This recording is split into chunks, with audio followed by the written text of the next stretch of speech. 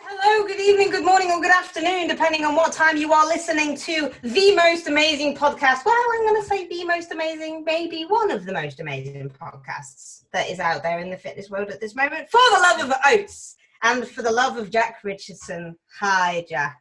Hi, how's it going? It's going. It always goes. It never stops. It's got to go. It's got to go. That's it. Got to go. And today on the beautiful podcast of peace, we have got a very, very shiny person. I don't know why I've called him shiny, because he is shiny. When he gets glazed up, there you go. That's it. That's what it is. I think it's because of the glasses. They're reflecting off a shiny person, like which makes you shiny. But you know what? I do actually think that this person does shine. He shines from the inside out. I did a little bit of a post on him when he was glazed up and shiny for his photo shoot. And it is Mr. Christian. I'm not even going to give him the full title of his name, Mr. Christian Chapman, cars and crepes and strong sponsored athletes and everything else that goes in between. But yes, it is Christian. Afternoon, Christian. Evening. I don't even know what time of day it is. Yeah, good morning, Christian. Good evening. Thank you for having me on. You're welcome. Having you on the podcast or just having you on? Both. Both. Okay, we can always have you on. Right, so for people who have been living under a rock, I don't really think that you need to actually introduce yourself, but give us a little bit of a rundown of who you are and what you're doing and that kind of thing. So, Christian Chapman, coached by Christian on Instagram. Christian Chapman on YouTube, even though I haven't done a video for a while. I just can't. You haven't, have you? I cannot be fucking arsed. It takes a lot of effort, and I don't. There's a lot of effort, and I'm the same. I've completely just procrastinated with YouTube because the editing takes Procrastinated? Jack, I'm impressed. That is a good word for you. It's so much to do for what seems so little. I think you have to really, really want to do YouTube to keep doing it. I'm probably going to try and do like one every other week, but there is a host. There's a long line of videos already uploaded, so if anyone wants to watch them. And as Vicky said, carbs, crepes, cars, whatever. I love food. I love trainers. I love cars. And I love bodybuilding. That's pretty much me in a nutshell. In a nutshell, which is fabulous. So let's get on to just a little bit, because of the shits and giggles, really. Why cars, crepes? Why crepes? Crepes was a big thing because nobody eats crepes. We eat pancakes. No, not like that. No. That was another term for shoes. Oh, really? That's why my Instagram name used to be that, because I always used to put pictures of shoes. I've gone through loads of phases with Instagram. So this name now stays Coached by Christian. Are you sure? Yes, for the foreseeable. For the foreseeable. Amazing. No, it's very exciting. So you have recently just kind of had Coached by Christian be your one and only entity of things being done, because you were the cars element of Christian, cars, crepes and everything else, because you were a car salesman. You sold minis, didn't you? Yes, used to work for Mini. So I've been doing that, had been doing that up until 2 days ago for the last 3 years, whilst doing coaching on the side. So yeah, pretty much like throughout the whole process there, I was trying to build that at the same time, which I don't know if it was the best plan, but at the same time, I'm very much I don't like risk. I calculate everything. And if there's a slight risk, I'll find a reason not to do it, which is a good and a bad thing. Because if you don't take risks and all that sort of stuff, you might, whatever, look back on it and regret it. But it also means I have more money. And unfortunately, that does make the world go round. And you need that in business. So, yeah, we've been doing it for the last 3 years. And then it got to a point at the start of this year where I had like 35 to 40 clients on the side of the job. And it was just, I'd wake up, I had to change my training split, so I was training less, so I could work more. I had to change my training time to as soon as I woke up, pretty much, and go and train on the way to work. But when I woke up, I was responding to clients. At the gym, after I'd finished training, I'd have a walk on the treadmill, responding to clients whilst driving to work, I know it's not safe, but Dangerous. man's got to do what he's got to do. And then it doesn't matter me saying this now because I don't work for them, so it doesn't matter. But obviously, I was working from a laptop at work. So if I was setting up new clients, I'd be doing it at work whilst talking to customers, stuff like that. And then I'd go home and do check-ins all night. So what I'm trying to put across to people from this is, this shit ain't fucking easy. Like 7 days a week, all day. And I've done that for a long time. Obviously, this year was harder because of more people. It takes more time. And then I just thought at the start of the year, you know what? I need to fucking leave here. And that's why I started dieting for those photo shoots. Because as bad as it is, the leaner you are, the more clients you get. Oh, it's mad, right? I know. It's like the bigger. I was just about to kind of swear a little bit from that, but it's true, and it's the same with females. If you've got a bigger ass and you've got bigger tits, you have more following. Doesn't matter if you've got nothing between your ears. You can be like insanely intelligent and have a pancake Pink Panther bomb and augmented boobs or what have you like that, but you're still going to have half the amount of followers because of it. Yeah.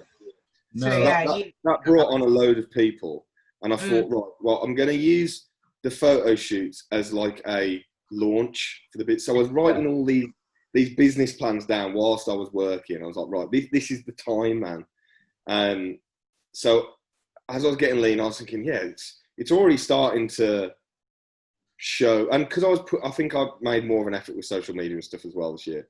That it got to a point though where I didn't even launch it with the photo shoots. It was like, because of, basically I was about to hand my notice in before coronavirus. Okay. And then all this sort of stuff was going on, like uncertainty in the UK and stuff. And my dad, who's like my mentor, was like, sorry, can I just jump in there? How amazing is your dad at that bloody geography thing with the country? Yeah. Fucking hell, guys are crazy. But he was just like, just hold off a sec because you don't know what's going to happen here. And that again worked in my favour. One, because I was off work. Two, I was getting paid to not be working. Yeah. A bit guilty, but not really. And then it made the end of my diet so much easier because I was at home all day. Yeah. So I didn't have to worry when Joe was like, okay, well, this is today's setup, because it was changing every fucking day. I wouldn't have even been able to do it whilst at work, and my stress would have been through the roof. So I would have looked 10 times worse. And then I thought, well, fuck it, start a YouTube as well. And then it all launched before I'd even got the photo shoots, because it's a bit of a fucking waste of money getting the photos done. But I've got them for life now, so look back on them. And then it's a good display pic. Sorry? It's a good display pic. Oh, it's great display pic. It's good Facebook and Tinder image.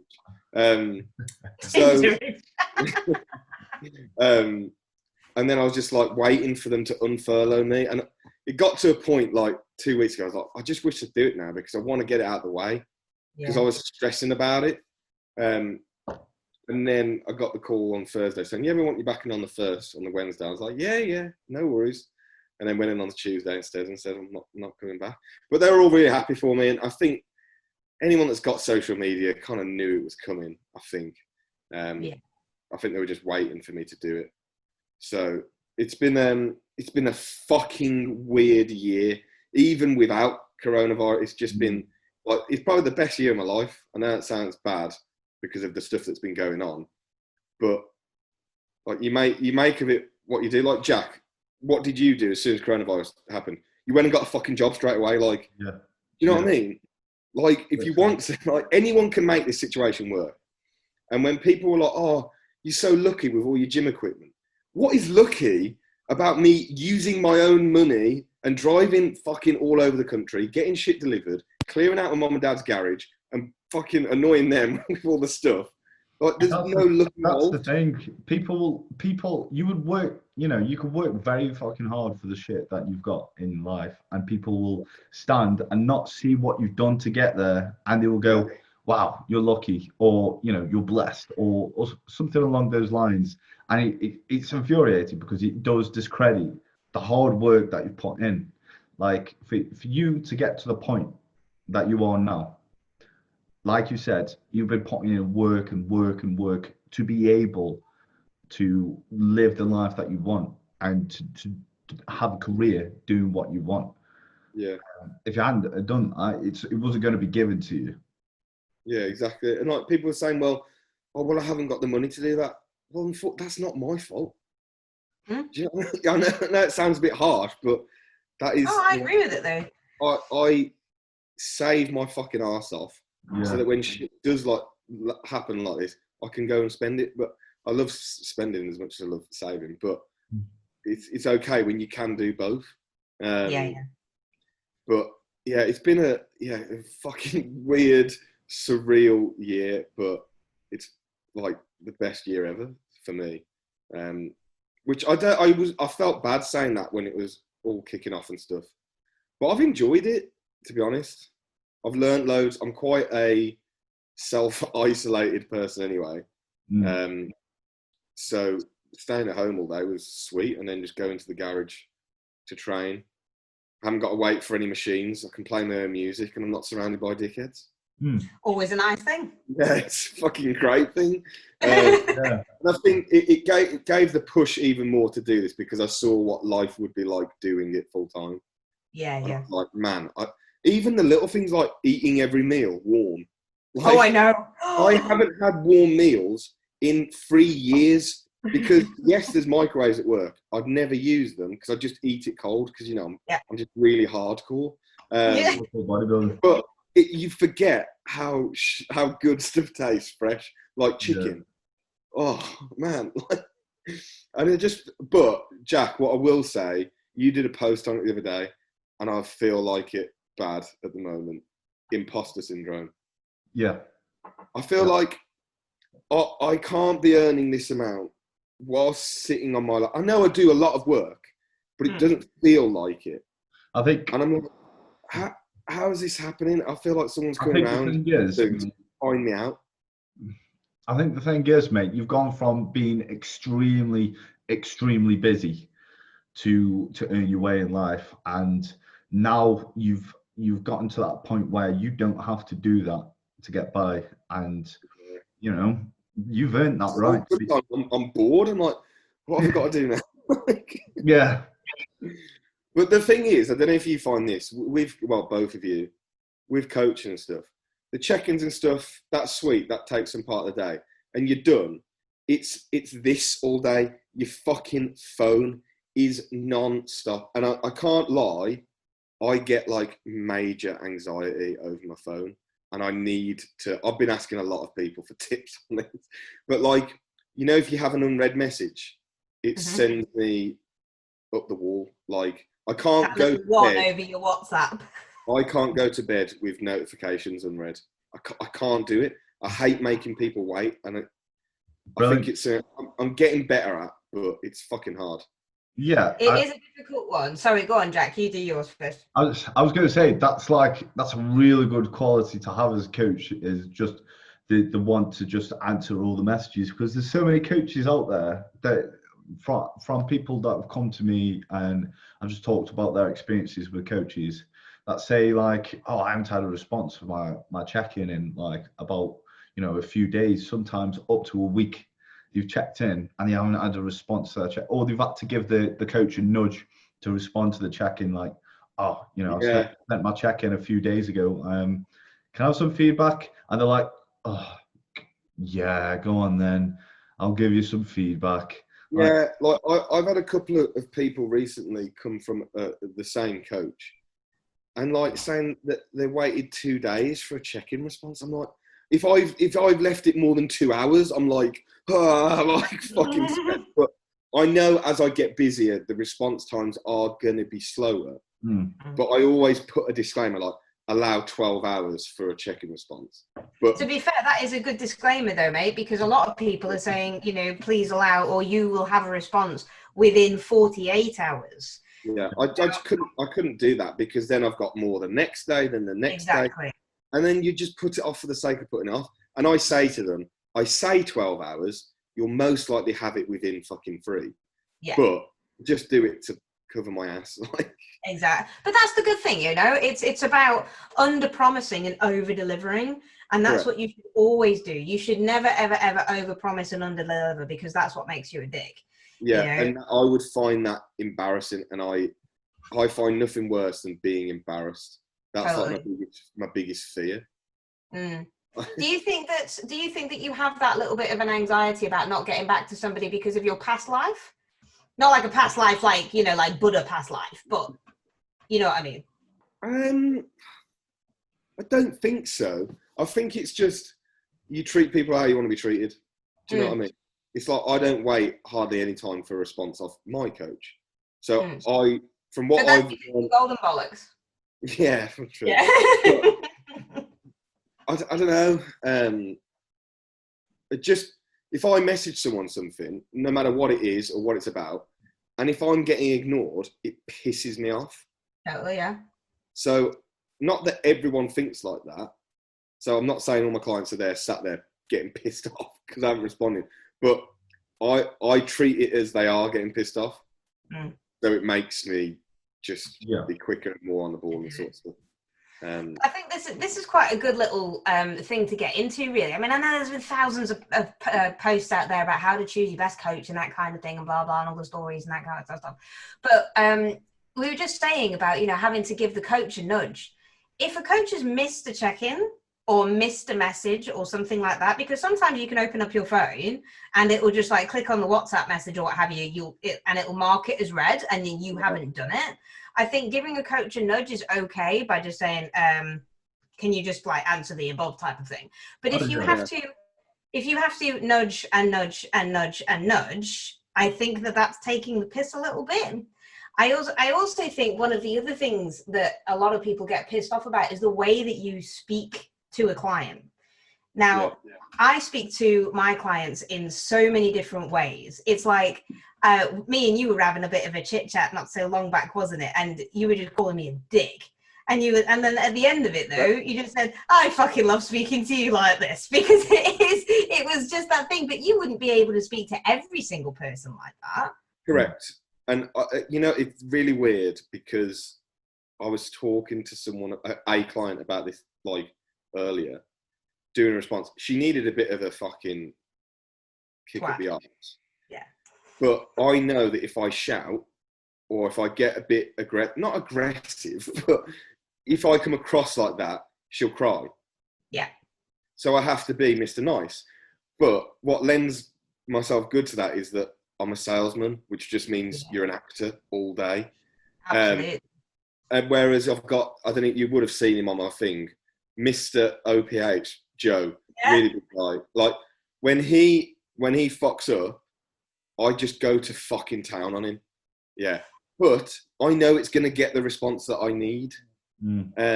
So you really, you have got to, but to be fair, I am very not professional. No, definitely. I wouldn't want someone to talk to me in that way.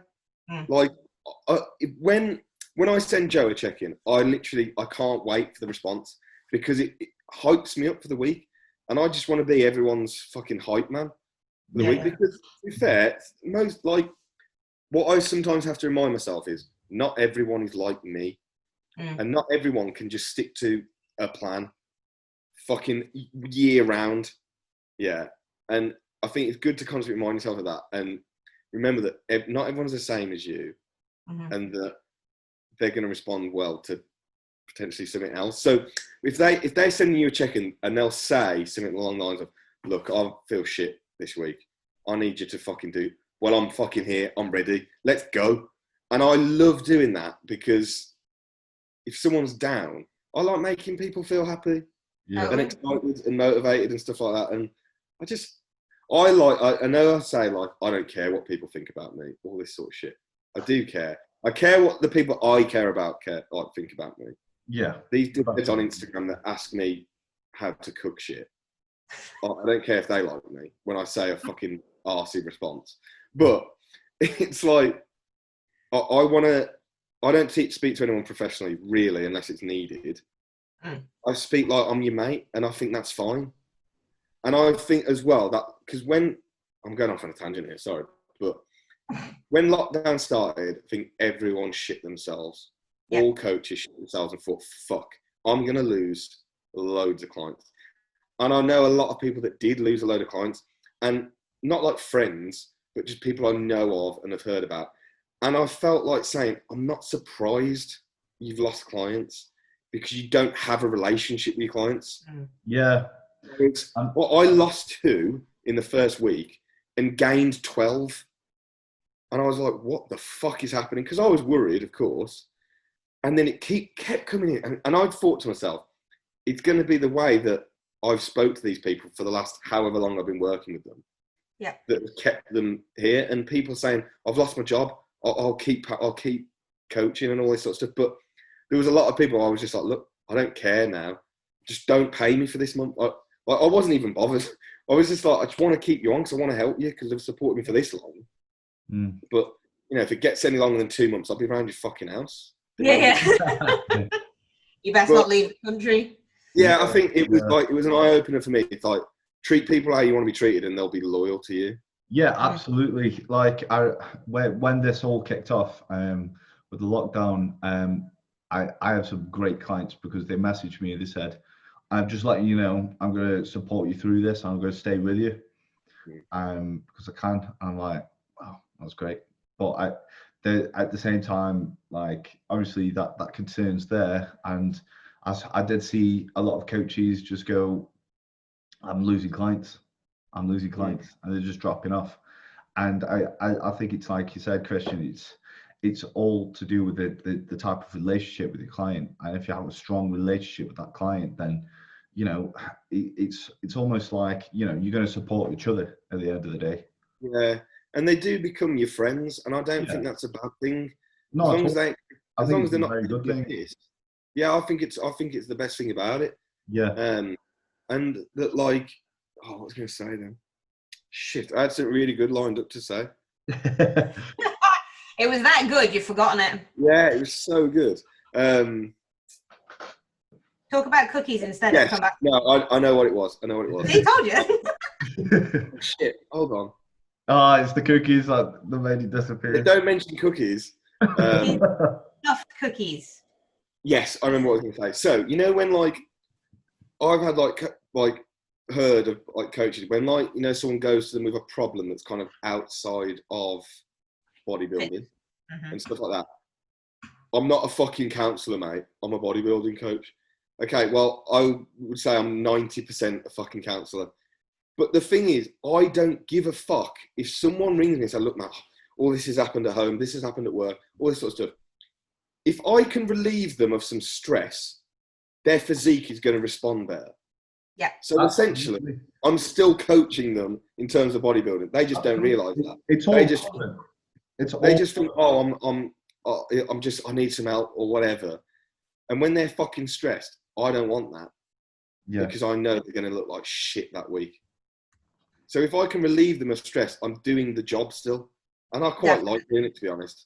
Yeah. I think there's a fine line as well, though, isn't there, that you've got to be very, very careful with in terms of it. Now, I totally agree. If somebody's just literally going to turn around and say, mate, I'm not a fucking counsellor and keep your home life and this and that to yourself. Yeah.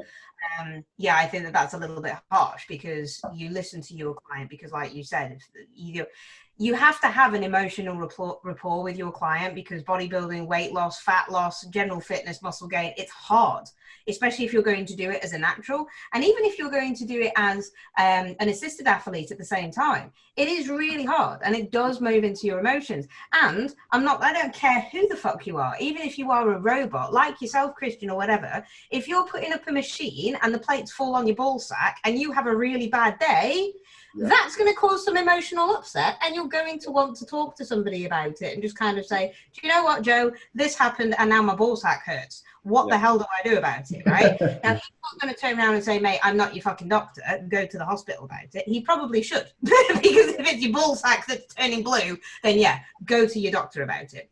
mention it to your coach, but actually go to the hospital. But I think you do still have to be very, very careful in your realms, and you have to practice within your scope of practice. So if somebody is maybe coming to you, they have an eating disorder background and that kind of thing, and they're just kind of saying, you know what, I'm having a really bad time in terms of eating disorder, and I'm restricting, and I'm doing this, and I'm doing that, and I'm not doing what you're telling me to do, and I'm going to be doing all these extra steps, extra reps, blah, blah. And they need to talk to you and have that counselation or have that counselling response in a way.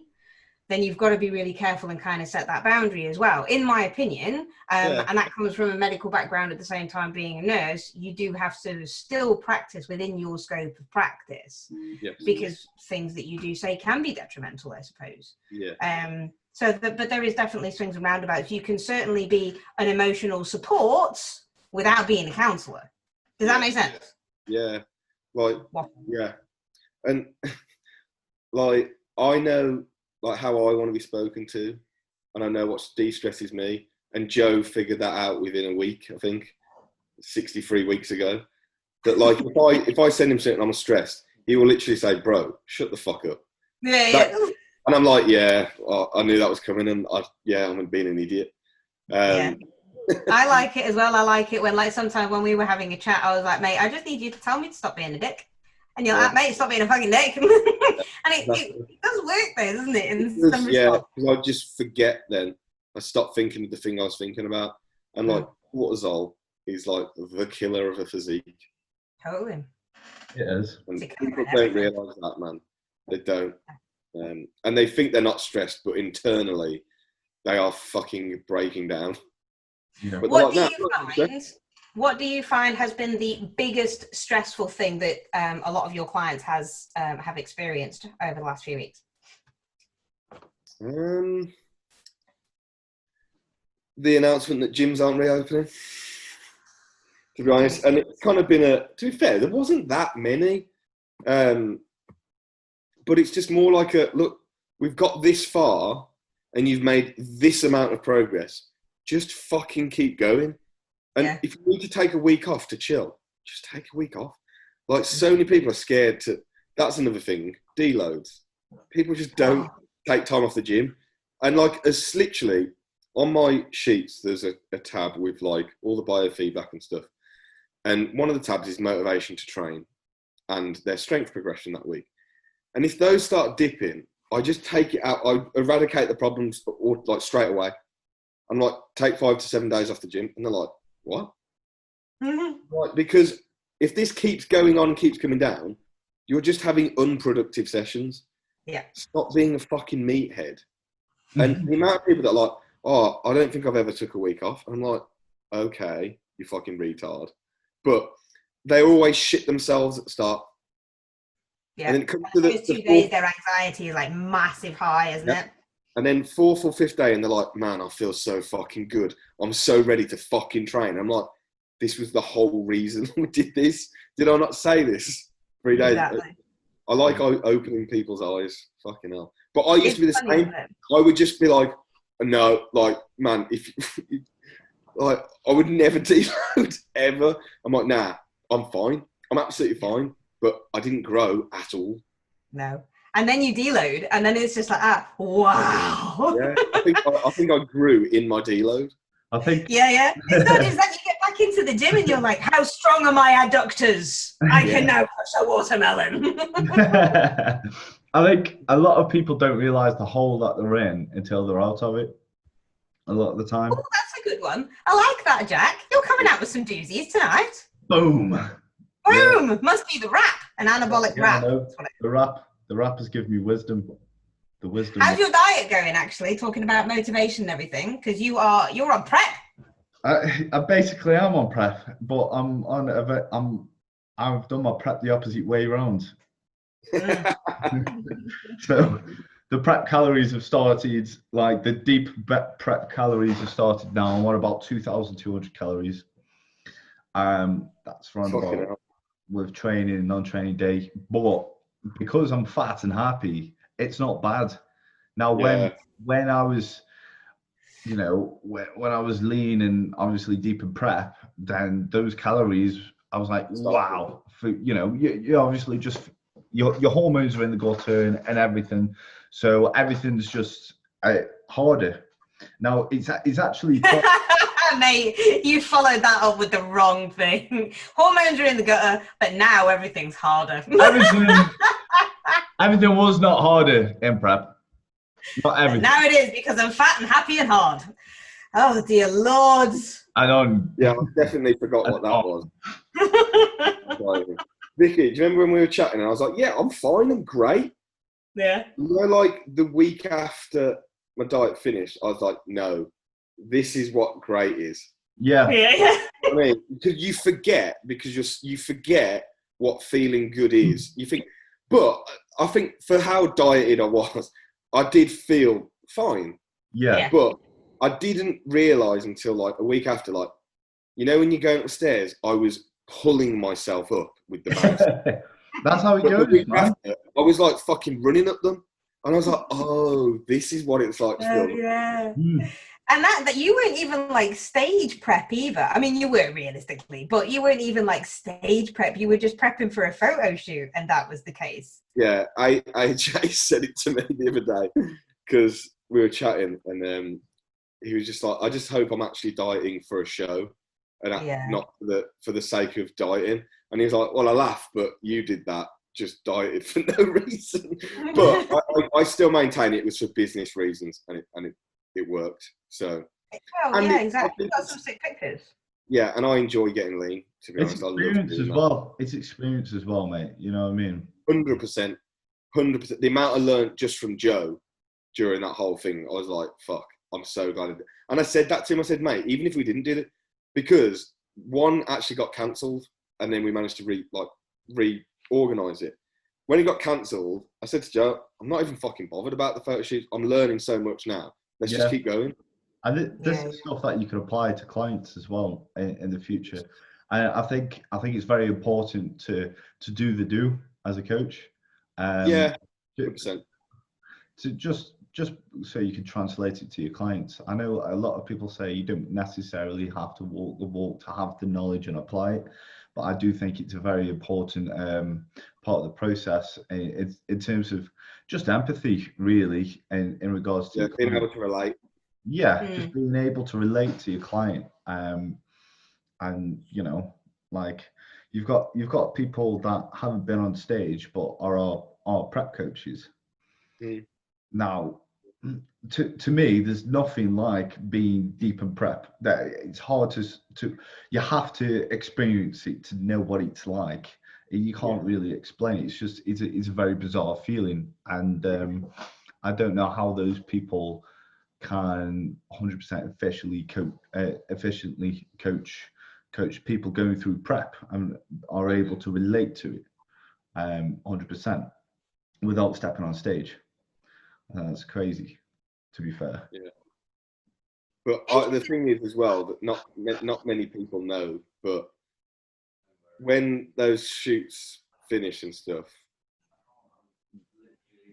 in my WhatsApp group of like Tom Haynes, Joe, Cal, Luke, they were like, if shows are on, would you just kept going for the last week? Because there was literally where my show was, the week after there would have been a show, and I was like, yeah, of course, because it was ready. That's the thing. It's like, I think I still could have been leaner, but I still think even in the condition I was probably leaner than most. Yeah. Been to shows and fuck me. Yeah. In bodybuilding terms, some people are fat still. Oh hell yeah! There's always one fatty on stage. But also for like, say if it was your first show, you would have been very lean for someone at the first show, because I think a lot of people struggle to hit the mark on the first show. I think because it's just that perspective of how lean you have to go.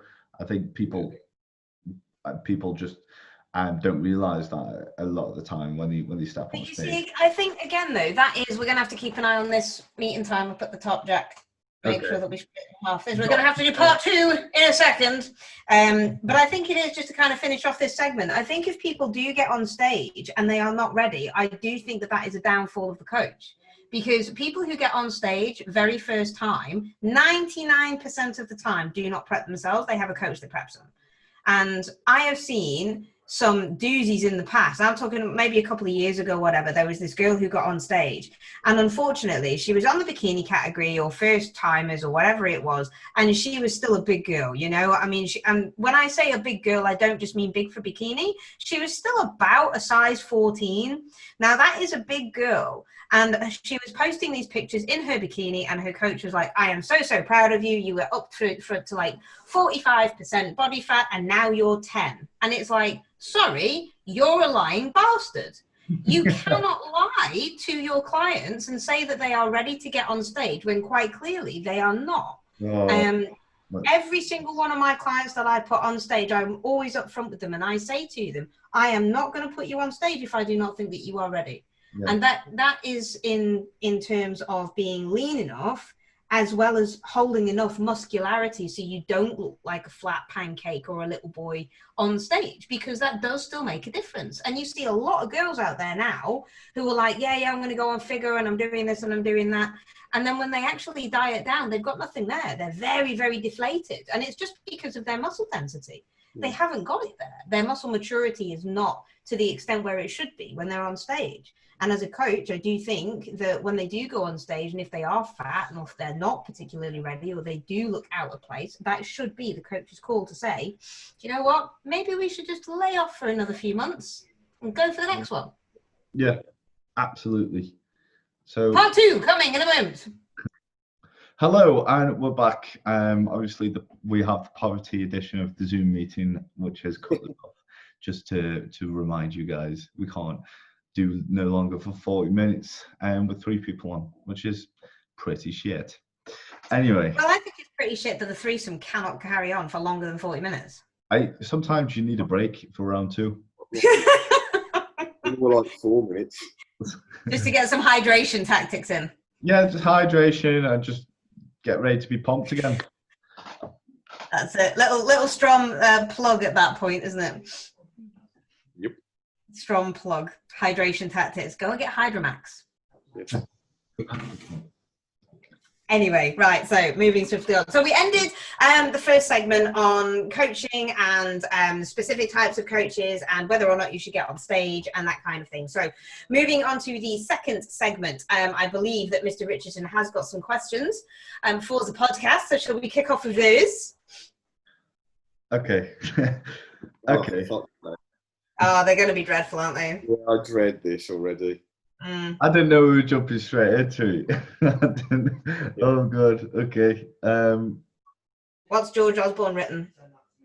I haven't actually had one off George Osborne. Rude. George, I'm not impressed. Bloody hell. He probably hasn't seen it because he's only been up for like 10 minutes. So, Christian. Yeah.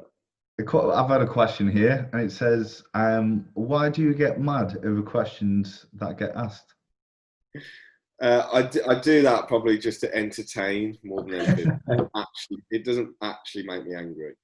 However, some questions deserve punishment. Yes, because they are fucking, like, just out of this world retarded. And like, if I screenshot it and put it on my stories, I will always talk to the person after and say, look, I hope you don't mind me doing that, but this is why I've done that, because it was a fucking dumb question. If you actually think about this, that, or whatever. And it's like when I know these people watch my stories every day. They go on my YouTube and they're like, what's that food? I'm like, I eat it every day. You know what it is? What's the recipe? Stick it in the fucking microwave. But what I will say is, you can't get annoyed at people asking you questions about food when you post food. No, absolutely not. Yeah. I literally put little tags on my meals now. Like, yeah. I have to say, right, today I had the most epic meal ever that I haven't had in such a long time. So when I was a fatty, back in the day when I was a fatty, me and Scott always used to have sausage, egg, bean and chip. And we never actually called it chips because it doesn't rhyme. It doesn't go very well. So it's just sausage, egg, bean and chip. And I haven't had that in such a long time. Everybody wanted it tonight. I'm like, yeah, we're having sausage, egg, bean and chip. And because I'm a big person that needs all of the massive food. I'm having cheese and extra eggs. Oh, brilliant. So that's what I had, and it was awesome. But do you know what? I put it on, and because I do like close-up pictures, I don't do the pictures that you do, Chris, because yours are so much more aesthetic than mine are. I just like hold my plate up and I'm like food. So I put like little labels on now to stop people asking me what it is that I'm eating. Yeah. So I think that does work very, very well, and I always kind of health for my veggies. It's only because it's the same questions every day, which is fine, and I get that. But when I say that, I'm like, when people think I'm annoyed, I'm not annoyed. I'm doing that to make people laugh. Yeah. Yeah. Funny. There are some questions where you're like, how can you, how have you come and ask that question? How is that a question? Yeah. And like, on prep, like, I can't believe the amount of times I was asked how I make oats. Yeah. The instructions is on the packet. Yeah. Yeah, but you made yours weird. You did not make your oats according to the packet. Or it's the ones that are like, what's your favourite flavour of this way? Okay, but what I like is probably going to be completely different to what you like. So what is the fucking point in me telling you? They're all going to be nice. Like, you pick a flavour that you think sounds the best. It's probably going to taste like what it says. So order that one. Who asked that? It is funny. What's your favourite flavour of Velociway? Raspberry Ripple. What's my favourite flavour? Rhubarb and custard. Oh, is it? Have you changed it now to rhubarb and custard? The best thing ever. See, I'm tied now. I am tied because before the rhubarb and custard came out, mine was custard cream. It was always custard cream, but now it's like, oh, do you know what? And do you know what? I found a winning combo as well for all of the proton gains. Fromage frais. Stuffed Greek yogurt, man. If you put fromage frais, well, to be fair, I put mine with Greek yogurt. So I have half Greek yogurt, half fromage frais, and then pour rhubarb and custard, which has been like blended up with ice and stuff. Pour that over the top with cereal and dark chocolate. Oh my good Lord. Holy shit, that is a decent nighttime meal. And I have that. It's so much better than dieting and having 0 calorie jelly. Yes. Fuck that. Who asked that, Jack? What? Who else? Mr. Oof. John Gill. Fuck off. Was it? Yeah. Genuine. Well, I'll tell you why I get annoyed with questions. It's because of him. Is he the culprit? I honestly think he's a troll. He tells me he's not, but it's like, okay, you ready for this? This was the one I got yesterday at 8:30 at night. Hi, mate. Uncle wants to get me some gym wear for when the gyms open back up for my birthday. Do you have any good suggestions? You always wear cool stuff. And I said, well, if you see what I wear, it would be that. Yeah, but like top 5 stuff. What? Are the Redcon shorts better than Monster Factory? Like, what? Just buy what you like, not what I like. Do you know what I buy? I just buy what's on offer. That's what I buy. Like, mate, I'm still wearing the same clothes I wore when I was 16, so I don't know. I'm not relevant to this conversation. Like, like I'm wearing the same stuff I've worn years ago, just because I brought it extra baggy, so it's got a lifespan of like probably 10 years. Yeah, always buy bigger to grow into it. Yeah. Would you ever wear something that this is a bit of a weird question, but it's quite a good one though. Would you ever wear something that you would never do? So like if you were given a whole load of CrossFit gear, would you still wear the CrossFit gear because it was given to you, or would you not wear it? I'd probably wear it for a laugh. Yeah. Well, why would it be a laugh? It would still be shorts and t-shirt, but it would just be CrossFit. Well, it would be a laugh. Well, it'd be a laugh because that is not this type of stuff I wear. So like I go in wearing that type of stuff, people are like, Jack, you have changed. I'm like, yeah, I like wearing. I've got new clothes since I was 16. You're not wearing your 16-year-old clothes anymore. You've worn a different top. What's going on? But isn't it funny, right? How people like automatically give you that label. So like if you wear a CrossFit top, you're a CrossFitter. And if you wear a Monster Factory t-shirt, then you're a bodybuilder. Yeah. And if you wear a girls who powerlift pair of booty shorts, then you're a girl who quite honestly must powerlift. But So why do we do that? I've been sent clothes before that I don't like, so I haven't worn them. No way. I've done that as well. I don't because care. It's like if you don't like it, you don't like it. Like I appreciate them sending it, but I will tell them like, look, this isn't really my style, so like thanks for sending it stuff, and I'll plug it a little bit on thingy, but I won't wear it because I buy my own clothes because that's what I want to wear. Yeah, exactly. You want to wear what you want to wear, to be fair. I'd rather buy clothes than be given them, to be honest. Yeah, because you have your own opinion and stipulation about that one, then, don't you?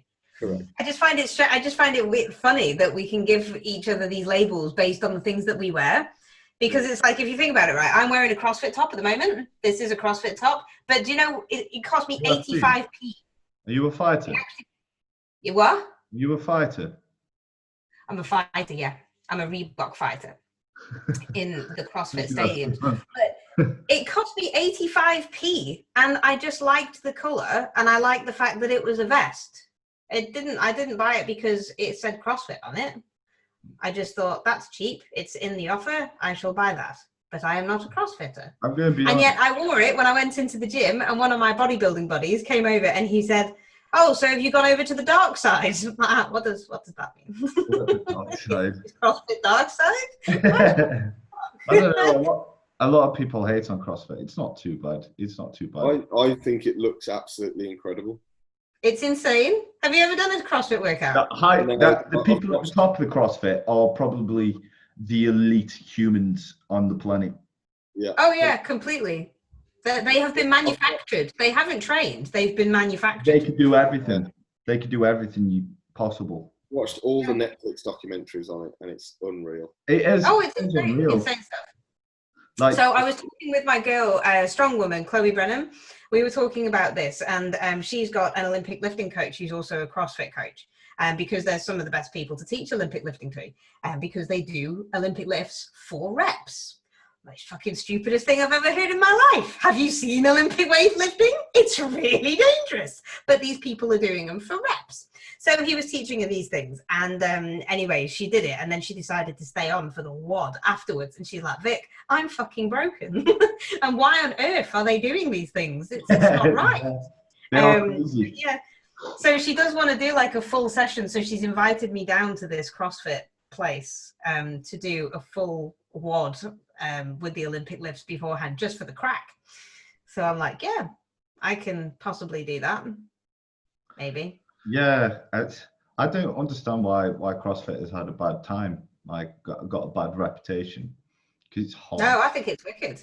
I mean, if you think about it, right, they're very, very, very scientific in what they do, because they have to work all three energy systems concurrently. Yeah. Now that is hard. That's really bodybuilders cannot do it. No, not at all. So bodybuilders find it hard to concurrently train as it is. I mean, I can put my hand up because I'm saying that I'm fucking doing it, and I'm doing endurance training, I'm doing high intensity interval training and sprint training as well, and trying to do powerlifting and bodybuilding at the same time, just to kind of tick over so I don't lose gains. Ow, did you hear that? Fuck, that was older. All of this endurance work is not a good idea. But yeah, it is extremely difficult to do all of that concurrent training without burning yourself out. That's the art. So they do all of these hours and they never get to that point of functional overreaching. That's the difference. Whereas there's loads and loads of people who can overreach, overtrain, and never be able to hit that additional rep. Whereas like endurance people, you'd find it very, very, very difficult for an endurance athlete to hit that wall within a certain time period, because you can always take one more step. Do you know what I mean? It might be fucking hard to do that one more step, but you can still do that one more step. Lee Bell brought out a brand new paper actually about the theory of overreaching and overtraining. It's a really good one. So that's available for download. Sorry, another plug there for somebody who's interested in overtraining and overreaching. It's a really interesting read. So yeah, go and check that one out. I don't even know why we brought up this subject. Was there We're on about just clothes, rambling? and then yeah. We were Oh on yeah, clothes, CrossFitters, yeah, and then energy training. See, there was a link. There was a link. Yeah, there is a type of link. My favorite outfit, if it was legal, would be my birthday suit. To be fair, The birthday suit. yeah, but it's In not your really off fair. season or in your kind of like I mid wouldn't range? care. I wouldn't care. Honestly, it No. doesn't. It doesn't bother me like showing the off-season fat, because I'm Showing like, your season fat. everyone goes into imagine that you just don't give a fuck. and I think it's the best way to be. That way you don't get too caught up in like say when you are in your off season, like oh, I've got to keep pretty. Like do you know, I've been way fatter than I have been now, and I haven't cared. I've been walking around like with my top off, and just because I want to. Not thinking I look amazing, just because I just don't. I don't care. I don't feel like I need to fucking hide away myself because I've got some body fat on me.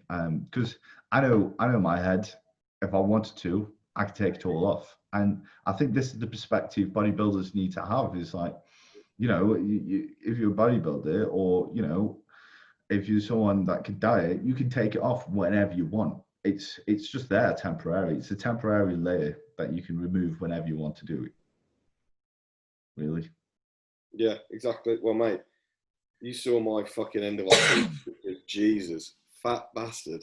But fucking worked. Mate, how much weight did you put on? How much weight?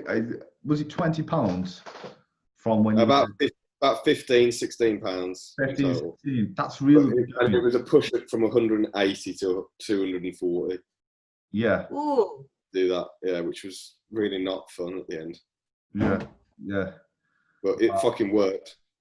What were some of the physiological responses that you got from that push up? Obviously, I know what happened, but just so people are aware about some of the other things that you got. I was holding a lot of fluid. All of the edema. Yeah, had edema, but it wasn't like horrific.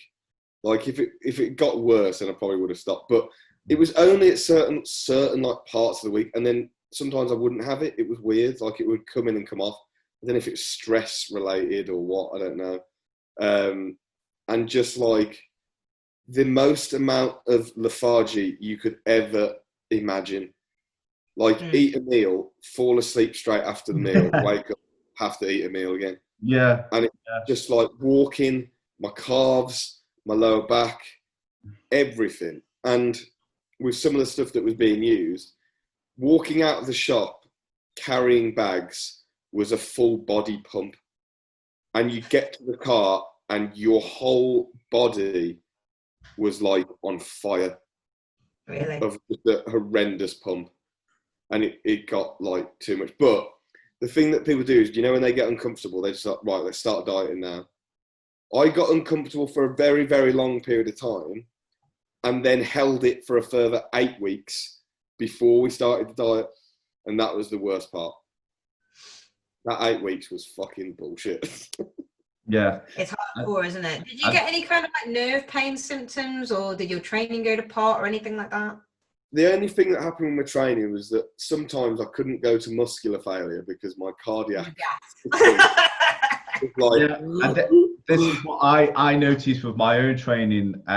Like the only reason I'm dieting now is just from a performance aspect. Like it nothing to do with the aesthetics, just because I noticed some of the things that you were saying. Like I was out of breath easy, I was tired very easily.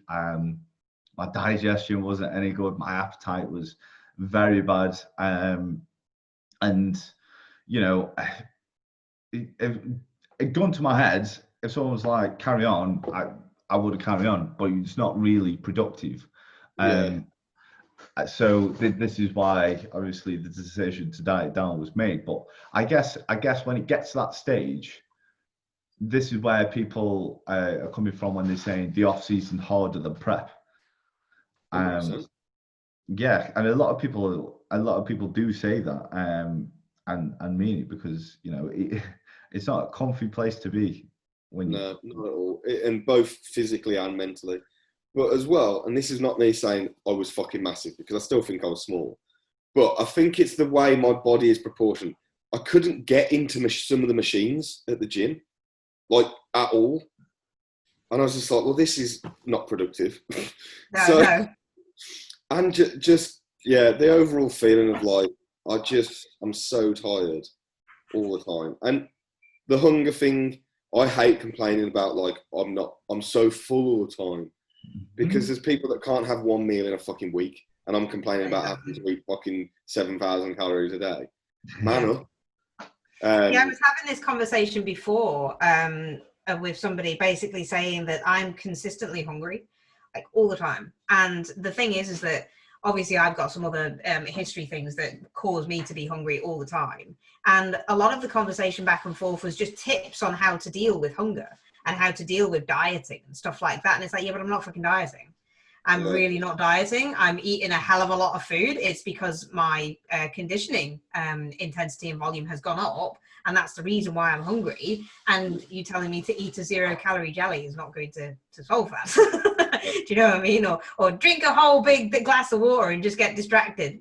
Yeah, it's like when people say, I'm just fucking hungry on prep, and then this is not like this. When people say, like, volumize your meals, that actually doesn't do anything. Like, it's not volume of food that fills you up. It's actual calories. Yeah. That fill you up. When you get to a certain point in prep, like, you can eat copious amounts of food and copious amounts of volume. I've noticed now that I'm on the same calories when I'm dieting, those sort of food tricks are working now. Now that I'm not in a big of a hole. But I know when you're deep in a hole, you've got to feel it. And you know what I think the main thing for anyone that's dieting and that's hungry is, firstly, make your meals actually look good. Yeah. Because the things I see people eating, I'm like, you couldn't fucking pay me to eat that. I wouldn't give that to them. I wouldn't feed my dog that. And it's like, some dry fucking chicken with some fucking broccoli that looked like it was made last week with no sauce, nothing. You can fucking have sauce. I'm sorry, you can. Okay.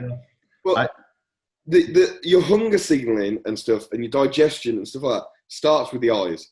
If what you're looking at looks good, your mouth is going to salivate. It's going to make it easier to eat for a start. And you actually might look forward to the fucking meal. Yeah, absolutely. People that eat it within a minute, they literally hoof it down. I'm like, I spend like 20, 25 minutes eating a meal. Yeah. Sat down. Oh, honestly, when I'm dieting, I'll have a bowl of oats, and I swear to God, I caress it like it's a little baby, and I eat the baby. And at the end of the day, it's only going to digest better the longer you take. It is. You've got to make it very nice. On my first prep, I was that guy who had pretty shitty food where it was just plain chicken, rice, and veg, and I would eat it cold. And my other prep, where I was making food nice, the prep was so much easier. But like I was taught in a type of bro way the first time, and then the second time I learned the true way of being able to add flavor to the food. Oh, right. There's literally nothing wrong with having plain chicken and rice. If you want to have plain chicken and rice, then have plain chicken and rice. If it works for you, then it works for you. Again, we talk about this all the time, right? Everybody, there's different horses for different courses, but I totally agree. If you're going to try and make prep easier by having all of these diet hacks and everything else, then you're just going to make it harder, because all you're going to do is focus on food more. And it's true. Focus. Yeah, and I agree. Like, I think the best mindset is, if you're going to go and prep, be prepared to suffer and stop trying to escape it, because is going to happen. You are going to feel it, and you've got to endure it. That is part of the process.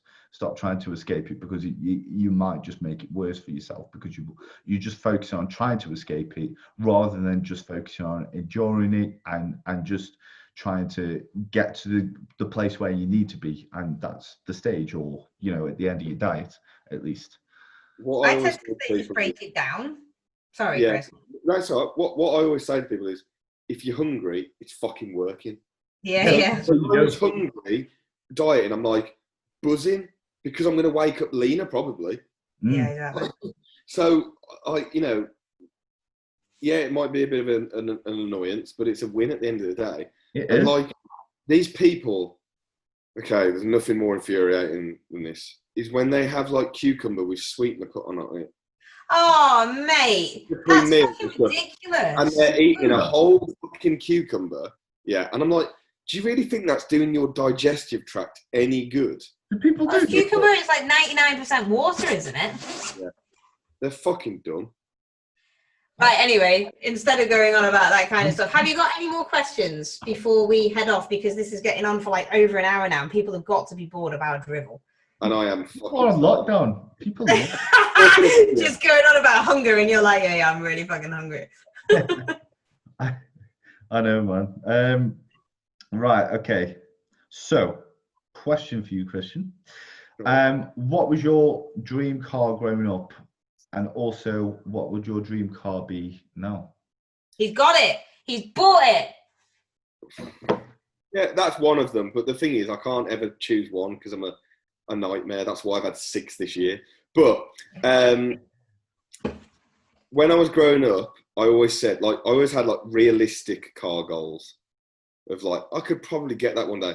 The first one that came into my head, Mark 1 Ford Focus RS. I fucking love them. I've never owned it. Well, I have. Yeah, I did own a Ford. But I don't know, I was obsessed with them when I was growing up. And then I drove one. I thought, yeah, they're not that good. So never bought one. E92 M3. Well, actually, my first M3 I had, which is an E46. That was a dream car, a realistic dream car when I was growing up.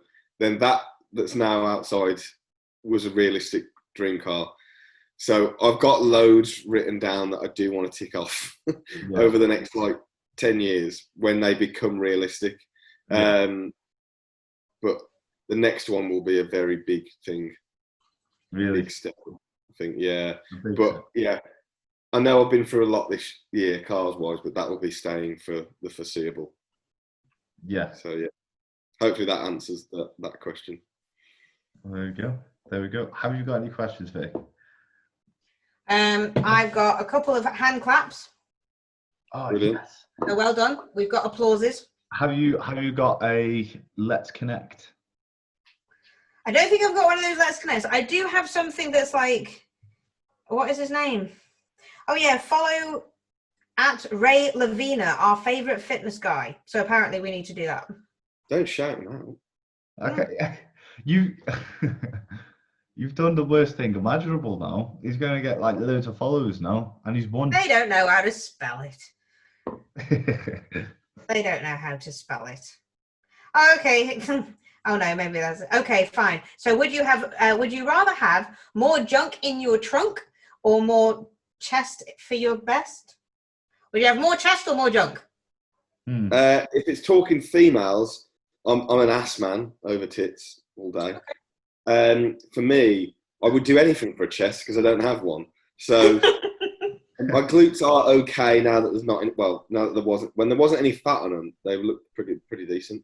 But yeah, chest for me and arse for the ladies. Yeah. I think I have to agree. I've paid for my chest and I can't pay for an ass, so we've got to work for that one. So how do you like your women, Vic, with an arse? Is that what you agree with? Yeah, I think so. I think they have to have an ass. I love the look, right? And I have to say, on females, I absolutely love the look of wellness, but like a real true wellness, you know, that really tiny waist and a good proportion of shoulders, but then a big booty and big legs. I hate the look. Fucking fuck off thighs. Exactly, right? Big thighs. Big, thick thighs save lives. And there's so many women out there who are like, I want a butt, but I don't want big legs. It's like, why? Why do you not want big legs? Big legs are freaking amazing. I was having this conversation with my daughter, right? Because she was like, oh, Mom, I've naturally got cake. And I'm like, dude, I want cake. I'm working my cake off to get cake. And yet I don't have cake. But yeah, I mean, my thighs aren't doing too bad. They are getting there, but they still need more. So yeah, for women, from my point of view, narrow waists, nice shoulder width in terminology to it, but then big ass, big legs. That is my go-to. Yeah, there we go. There we go. So are we ending it on that note? Yeah, Vic's ideal woman. That's the bombshell. It is. That's the tagline. That's the clickbait. The blueprint. Blueprint. The blueprint. Right. Perfect woman. Thank you very much for tuning in. For the love of oats, Jack was not eating oats this time around. He was eating a wrap. So I've got oats next. It's oats next. Yeah, I've got some new protein to try as well, in the oats. All right. Yeah, donut. Okay.